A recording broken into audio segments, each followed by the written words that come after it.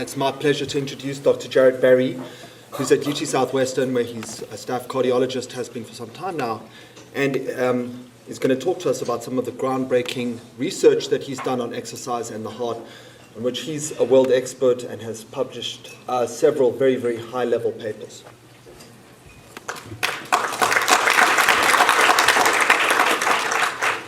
Thank you, Owen. Thanks to Manas and Subhash for the opportunity to present today. I'm supposed to talk to you today about how much exercise is good for the heart, and this was the title that was recommended. In fact, for those of you, the bigger question may be how little exercise can you get away with? So am I supposed to wait here for my slides, or are they? Yeah, it's going to come up. Okay.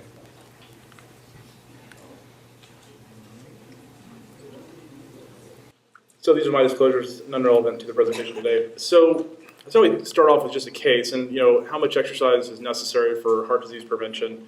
Much of the conversation today has been largely around secondary prevention. There's been a little bit of talk today about primary prevention, and I'm going to kind of steer in that direction a little bit today with my talk about exercise. So here's somebody that we see often. This is a 45-year-old gentleman, primary prevention story. Exercises, doesn't exercise at all. Doesn't follow a regular diet, doesn't smoke, but his risk factors are not optimal with a mildly elevated blood pressure and not optimal glucose and triglycerides and HDL. So if you were to look at the general population, how common is it that we actually see patients who don't exercise at all? And these are data from the behavioral risk factor surveillance system. And over decades, there's been little to no change at all in the burden of physical inactivity. About 30% of individuals, if you ask them, do you exercise? And about 30% of the population does not. But I think it's our job as practitioners to use the clinical encounter to communicate this risk. And of course, exercising is a more cost-effective use of your time than the alternative. So if you actually look at and you ask patients, how often, when last time you saw your physician, how did your doctor visit with you a little bit about exercise? And what's shown here is just a simple survey question. During your last medical checkup, did the doctor recommend that you begin or continue to do any type of exercise? And about a third of individuals will say that yes, my doctor suggested that. And it's actually very clear. And although the population, the data would suggest that there are a substantial percentage of patients out there who are exercising. That information may actually not be entirely accurate. So if you ask patients all through self-report, do you achieve the recommended physical activity guidelines in the United States, in which we will talk about? And about half of individuals will say yes, they do. Then when you actually measure their exercise using an accelerometer, you find that in fact that's quite a different story. So these are data taken from the NHANES observational study several years ago, showing that less than 5% of individuals actually achieve guideline recommended physical activity. So part of our program of research at Southwestern is really trying to think about exercise and put it into a broader context and try to formulate a better risk communication message. This is just an example here of data through our collaboration with the Cooper Clinic here in Dallas. And shown here on the y-axis is the lifetime risk of cardiovascular disease mortality. On the x-axis is attained age, and this is for fitness levels, but measured using a maximum exercise capacity at the age of 55. And what you see here is that a single measurement of physical fitness measured in middle age is associated with substantial differences in the lifetime risk of cardiovascular disease mortality across the remaining lifespan. So it's not just that exercise is good for you, but we try to actually put that risk communication into a little bit of context and using this as well as a website that we've developed to actually try to communicate that more effectively. So if you were to ask yourself, or if you were to talk to your patient and try to provide some concrete advice as to how much exercise should you achieve to achieve to meet the recommendations, the current guidelines would say 150 minutes of moderate intensity exercise or 75 minutes of vigorous intensity exercise each week. And the alternative is to think about this not just in moderate intensity and vigorous intensity exercise, but to kind of mix and match. And so the guideline uses this kind of cryptic description of what are called MET minutes. And this is very straightforward, but it's not something that we think about, at least you all think about on a regular basis, perhaps. But a mix or moderate and vigorous intensity activity to meet the same goal using this concept of a MET minute per week. And so the minimum threshold would be a 500 MET minutes per week, up to 1,000 potentially. So where does this number come from? I'm going to explain to you in a minute exactly how you actually determine that. But where does this come from? And so these are data. This actually comes from the physical activity report in 2008, and this is really just a meta-analysis of observational cohort studies over the last several decades, examining the dose-response relationship between self-reported exercise and all-cause mortality. So on the y-axis is just the relative risk, and on the x-axis is like different levels of physical activity defined as MET minutes per week. And you can see that it has this very characteristic shape, where it decreases early there from zero activity to some, and then it kind of plateaus and levels out. And we start to see that plateau right around the 500 MET minutes of activity per week. And it's really that rationale as to why this would be the minimum dose of exercise that is recommended, that we should recommend to our patients. And if you extend that out a little bit further, you see that there is some decrement, but the level of risk reduction from 500 MET minutes per week to 1,000 becomes, the curve definitely flattens out. I want you to sort of kind of burn this curve into your brain, and I'm going to come back to this in a little bit to just talk a little bit about, specifically more about some of the work that we've done in the role of exercise in the prevention of heart failure. So talking a little bit about dose of exercise, we all want to know how little can we get away with, or how can we actually communicate this to our patients? And obviously the first question is asking your patient, do you exercise? And I showed that slide a minute ago, suggesting that it's very common, in fact, for a patient to come in and out of the office and the subject of physical activity never to come up. So I think the first question, obviously, is to ask our patients, are you exercising? The second question, obviously, is if yes, we want to inquire about the intensity of exercise, about the overall dose of exercise. And you can't actually figure that out unless you know three things. You need to know the intensity that they're exercising, what the duration of the exercise sessions are, and how frequent they're doing that. And if you think about this, just like a drug, you need to know, how much drug, how frequently, and how often you're taking it. So if we take a step back, I think it's very easy to think about the frequency and the duration of exercise, and probably the most challenging thing, at least from a practical point of view, is to communicate to our patients the intensity of exercise. Because I think this actually is perhaps, from a scientific point of view, one of the more interesting things in the field right now. But in fact, I think from a clinical point of view, something that's difficult to communicate. I'm going to try to give you an overview of this concept and then a little bit of insight into how to communicate that to your patients in a very efficient manner. So this is a graph just showing the this is just the maximum exercise capacity, and that's defined as VO2 max, as maximum oxygen consumption. On the y-axis you see is the oxygen uptake, and then on the x-axis is the work rate, which would be the speed of your exercise or the ramp of the treadmill or something of that nature. And what you find is that we all have this maximum amount. Michael Phelps is much higher than the rest of us, but everybody has a maximum exercise capacity, and that is characterized by this plateau. Then after you achieve a certain amount of workload, you see that the curve actually asymptotes. And so that is considered your maximum exercise capacity, and it varies significantly by age, significantly by gender, and there's also some reported race differences in exercise capacity. But we all have a certain capacity.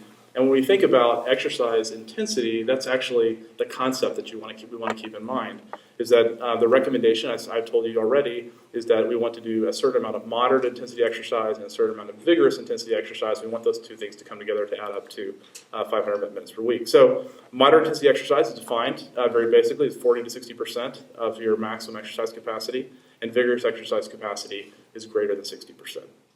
Now that's great if you're actually in a lab and you're actually measuring that, but in practice, of course, that's not terribly useful. And so I've got 4 different strategies here that I'm going to walk through briefly to help you think about how to quantify exercise intensity in your patients.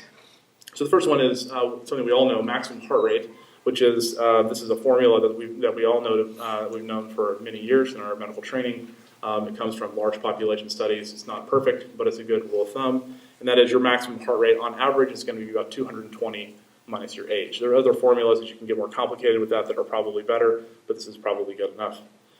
The second strategy is just you asking your patients about their perceived exertion. I'm going to kind of walk you through that. And then something called a talk test. And then finally something along the lines of gauging the type of exercise that they're actually doing and getting a certain benchmark as to what the overall net value is for that exercise. So if we were to go back to our 45-year-old sedentary individual, we would calculate the maximum heart rate to be 175.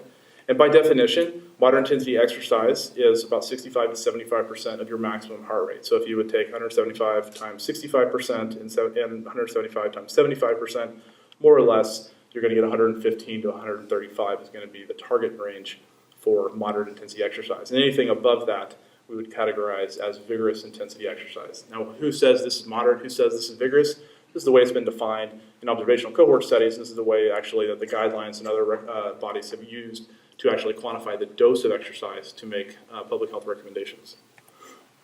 So that's one strategy. I oftentimes recommend my patients get a heart rate monitor. You can buy one for not a whole lot of money, about the price of a copay, and can be a very helpful strategy to monitor your exercise intensity. So for those of your more technically interested patients, perhaps you could recommend a heart rate, do a quick estimate of what their heart rate goal could be, and of course give them that recommendation.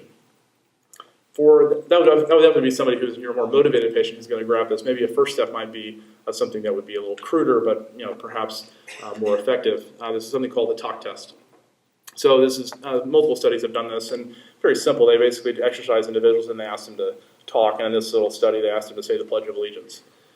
And then after speaking, they ask them, "Can you still speak comfortably?" And if they say yes, then they passed. No, they failed. Equivocal would be anything in between. And so basically, if you have an equivocal talk test, you're probably in the moderate intensity range. And if you fail your talk test, then you're probably exercising as vigorous. And so one line thing to ask your patients is, can you talk while you're exercising? And so I oftentimes ask my patients, I'm walking with my wife. We go every night. And do you talk with your wife while you're exercising? Oh, yeah, we have great conversations. That's wonderful. It might be great for your social life, but not great for your heart. And so in general, a good rule of thumb is if you're able to pick up and answer the phone or talk to somebody while you're walking without any problem, you're probably not exercising. So what about a subjective scale? You would think that we're very quantitative. This is the 21st century. How on earth could a subjective assessment be that valuable? But it turns out actually that on average, if you ask a scale of 1 to 20, 1 being sitting where you are and 20 being at your absolute maximum exercise capacity to the point that you could go no further, that actually correlates reasonably well. And oftentimes, we ask that in the course of an exercise test. How are you doing on a scale of 1 to 20? Obviously, it's not perfect, but when people get up into the mid-teens, above 14, 15, 16, that's usually in the category of what we would say would be vigorous exercise. So if you're exercising and you think you're at a 5 or a 6, once again, you're moving, but you're not exercising. Alternatively, you can also just look at exercise values. Or just the overall net values that have been assigned to different doses of exercise. And, if you are walking at, a modest pace, which is here 3.3 miles per hour, that's about 3 METs, a little over 3 METs. If you're jogging a 5 mile per hour pace or a 6 mile per hour pace, that would correspond to an 8 or a 10 METs. And so a good rule of thumb is if you're jogging and you're jogging about a 10-minute mile pace, then that would correspond to about 10 METs. So that's a good rule of thumb to think about. A lot of times when you talk to your patients, it's how fast are you cycling, how fast are you walking up the Stairmaster. That's hard to quantify, I think, but you give somebody a sense for exercise intensity and you give them a mile speed. I think that can actually be a useful strategy to kind of supplement maybe something else, the other more practical approaches that I've given, either the heart rate, the talk test, or this perceived exertion strategy. So I've given you some concept of how to measure intensity, and you can actually use that very simply to categorize and actually estimate your patient's dose of exercise. So we have 2 different patients here. One patient's jogging 20 minutes per day, 5 days per week at a 10-minute per mile pace. We would give that exercise intensity category, we'd give that a 10 MET grade, and that's 100 minutes per week. And of course, you multiply those 2 together, and you get 1,000 MET minutes per week. Alternatively, you have somebody who walks 60 minutes per day at 3 miles per hour. It's about 3.3 METs. You multiply that by 300 minutes per week, and you get about 1,000 MET minutes per week. So you can see that if you're exercising at a higher intensity, you're going to achieve that threshold more quickly and in a shorter period of time than if you were exercising at a lower intensity. And so this is really the reason why the guidelines, when I first mentioned 150 minutes a week of moderate intensity exercise or 75 minutes per week of vigorous intensity exercise. And you can see, obviously, depending on the intensity, not everybody's going to add up to a perfect 500 minutes per week. But that's really what we're getting at when we actually try to quantify the dose of exercise. So that's how you calculate, and that's how you would actually try to communicate that in the office. But is there a benefit to being a vigorous exercise, having a vigorous exercise strategy, or having just a more moderate intensity exercise? I think there's some degree of variability and differences of opinion on this in the literature, and the guidelines, as you saw, offered both strategies. I think there's definitely a movement in the field, and I think there's a general consensus that on average, vigorous intensity exercise is more effective than moderate intensity exercise. This is just one example from the Health Professions Follow-Up Study published more than 10 years ago in JAMA. And what's shown here is a comparison of 3 different categories of exercise: high intensity, moderate intensity, and low intensity exercise. So low intensity is the referent group, and at least in these data, you see that compared to low intensity exercise, there was no difference in moderate intensity exercise compared to that. In contrast, higher intensity exercise was associated in these data with a lower risk for coronary heart disease. So there's a body of literature that has accumulated suggesting that not all exercise is created equally. And in fact, actually, when we're trying to communicate to our patients, that vigorous exercise is in fact potentially more effective. But you might say, well, I thought there was a lot of data suggesting that walking was good. In fact, that is true. There are data that have shown also that walking is better than doing nothing. And so on the left here in pink is data from the Women's Health Initiative, and on the right is other data also from the Health Professions Follow-Up Study. So I want to show you, on the left you have this is the relative risk for CHD, and on the x-axis here are different quintiles of walking, from the lowest amount of walking to the highest. And you can see in women, at least, there was a decrement in risk, and you see this kind of similar pattern of results, that the strongest signal here is going from quintile 1 to quintile 2. Interestingly enough, in these data, at least in men, the association was less apparent across quintiles of physical activity. Quintiles of walking. What's interesting, though, is that if you actually look at what defined quintile 1 in the Women's Health Initiative, that was actually no walking at all. And in contrast, the quintile 1 in the Health Professions Follow-Up Study in men, there was actually a little bit of walking. So in fact, if you actually remove the low walking category there, the pattern of results actually looks quite similar, that there doesn't appear to be a lot of robust signal there for increasing higher and higher the dose of just walking. So in fact, and I try to tell my patients this, that there really are, all of us could be divided into 3 groups. There are some of us who exercise some. Some of us walk, but perhaps we're not exercising regularly.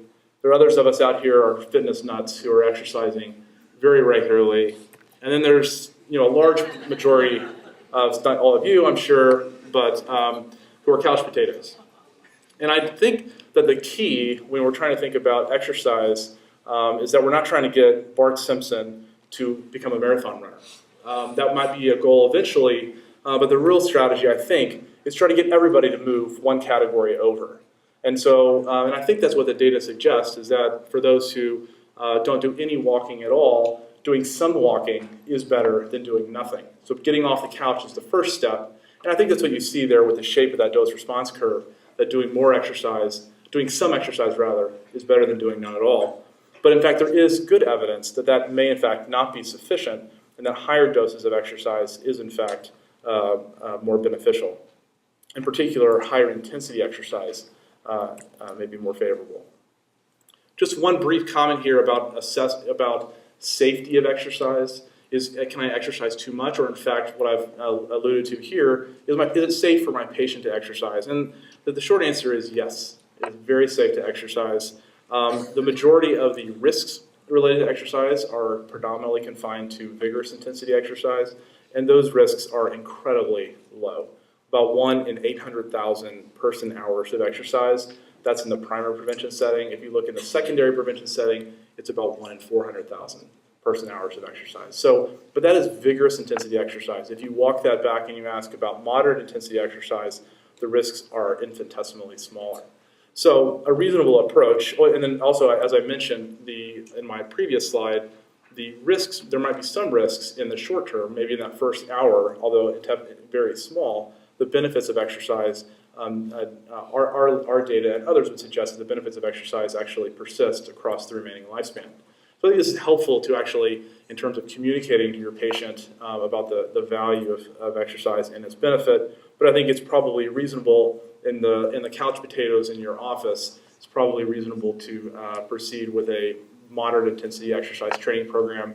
I don't think trying to get Bart Simpson to run wind sprints tomorrow is probably not the best approach. It's probably safe, but probably if you want to come up with the safest or most reasonable strategy that's most likely to be effective, that wouldn't be appropriate. So I'm just going to close just briefly with a couple of comments. I've talked to you about the dose of exercise at 500 minutes per week. And if you look at the dose-response relationship with the amount of exercise and total mortality, and as well as coronary heart disease and stroke, there is a consistent pattern of results that the asymptote appears right around 500, maybe it decrements a little bit to 1,000. Our interest is in the relation, and what we're particularly interested is in the relationship between physical activity and heart failure prevention. We've seen dramatic reductions in the population with regard to coronary heart disease over the last 4 to 5 decades. In contrast, the heart rate levels the rates of heart failure have remained. They're coming down a little bit perhaps, but the heart failure burden in the population has remained relatively unchanged for decades. So if you actually look at the dose-response relationship between physical activity and heart failure risk reduction, these are data from Ambrish Pandey, one of our postdocs working with me, who did a meta-analysis this last year. And what's interesting is you see a very different pattern of results in these data. So on the y-axis is the same. This is the hazard ratio. On the x-axis, once again, is the met minutes per week. And in contrast, what we see with total mortality or with atherosclerotic CVD, where you see this kind of asymptote at 500 met minutes. First thing you notice is at 500 met minutes per week, the relative risk reduction is actually about half of what you see with coronary disease and mortality. But what's more interesting, perhaps, is that the dose-response relationship is not asymptote. It appears, based on these data, to actually be more linear.